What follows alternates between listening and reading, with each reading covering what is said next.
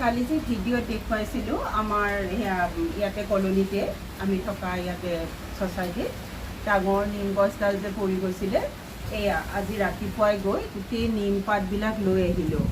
এই নিম পাতৰ বহুত গুণ আছে। আমি সৰুতেই দেখিছিলোঁ মা দেউতাই নিম পাতবিলাক পানীত সিজাই লৈ সেই পানীৰে গা ধুইছিলে। তেতিয়া আমি সৰু অলপ তিতা তিতা লাগে কাৰণে ইমান মন যোৱা নাছিলে আৰু আমাৰ ধুবলৈ।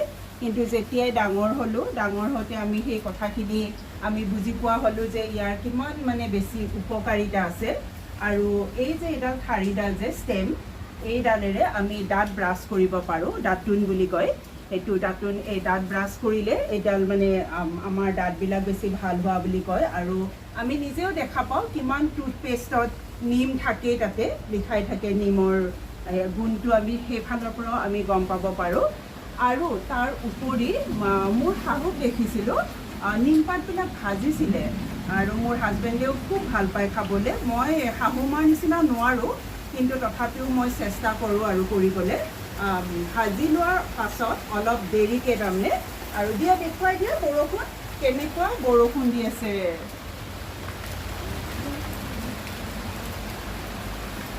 শাহু মাক দেখিছিলোঁ আৰু তেওঁ ইমান ধুনীয়াকৈ নিমপাতবিলাক ভাজি দিছিলে টাৱা এখনত। আৰু ভাজি লৈ ময়ো চেষ্টা কৰোঁ, কিন্তু তেওঁৰ নিচিনা নহয় বাৰু।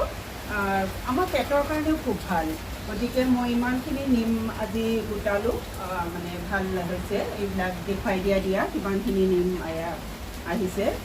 তাই আৰু মোৰ ভিডিঅ'বিলাক লৈ থাকে কাৰণে মোৰো কৰিবলৈ ভাল হয়। আগতে মই এইবিলাক কৰিবলৈ খুব বিচাৰিছিলোঁ, তেতিয়া ইমান সুযোগ পোৱা নাছিলোঁ। এতিয়া তাই কৰি দিয়ে, হিয়াইও কৰি দিয়ে মাজে মাজে। গতিকে এয়া মোৰ নিমৰ এইবিলাক দেখুৱালোঁ।